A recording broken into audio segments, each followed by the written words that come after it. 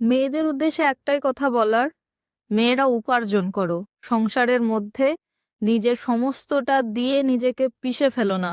নিজের প্রয়োজন অপ্রয়োজনের খেয়াল রাখো, কোনটা ভালো লাগে কোনটা মন্দ লাগে সেগুলো সবকিছু দেখো, যেটা ভালো লাগে সেটা বারবার করো। অবশ্যই পরিবারের খেয়াল রাখো, সবকিছু খেয়াল রাখো, কিন্তু তারপরেও নিজের জন্য সময় বের করো, নিজের উপার্জন করার চেষ্টা করো। কিছু না কিছু করে তো তোমার মধ্যে কিছু না কিছু গুণ তো আছেই। তুমি একটা কাজ নিশ্চয়ই ভালো শিখেছো যেটা তুমি করতে পারো, সেটাই করো। সেটা থেকে দেখো যে কিভাবে সেটা থেকে উপার্জন হতে পারে। তুমি পড়াশোনা শিখেছো, তাহলে তুমি টিউশনই পড়াও। যদি তোমার চাকরি করার যোগ্যতা থাকে, তুমি অবশ্যই চাকরি করো। একদম ফেলে রাখবে না নিজেকে কখনোই। নিজের প্রয়োজনের জন্য অন্যের কাছে হাত পাতা, অন্যের মুখের থেকে তাকে থেকে এরকম করো না।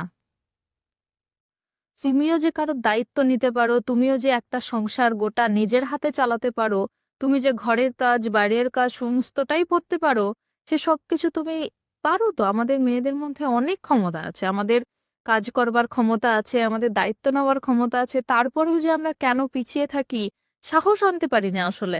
আমরা ভাবি যে এই বাইরে বেরিয়ে কিছু ভুল করলে হয়তো বাড়িতে বকবে বা কেউ কিছু বলবে।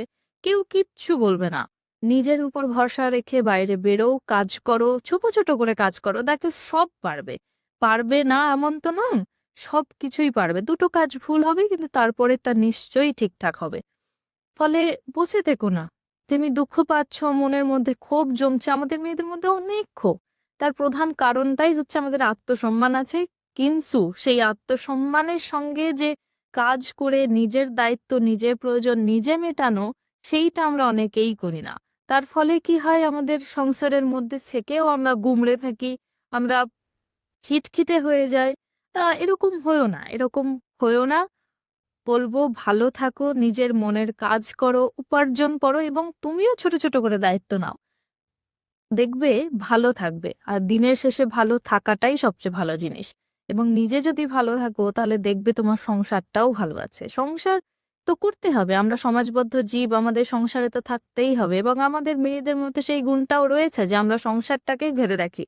ফলে আমরা তো এটা অস্বীকার করতে পারি না, আমরা করবও না এবং আমি বলবোও না সেটা করতে। কিন্তু তার বাইরেও যে আমাদের আলাদা একটা জগৎ আছে, আমাদের পরিচিতি আছে, কথা বলতে হবে, মানুষের সঙ্গে কথা বলো, কাজ করো, মেশো, দেখো একদিন মানে ভালো থাকবে, খুব ভালো থাকবে। এই ছোট ছোট জিনিসগুলো একটু মেনে চলো, দেখবে ভালো লাগবে এবং ভালো থাকবে। ভালো থেকো।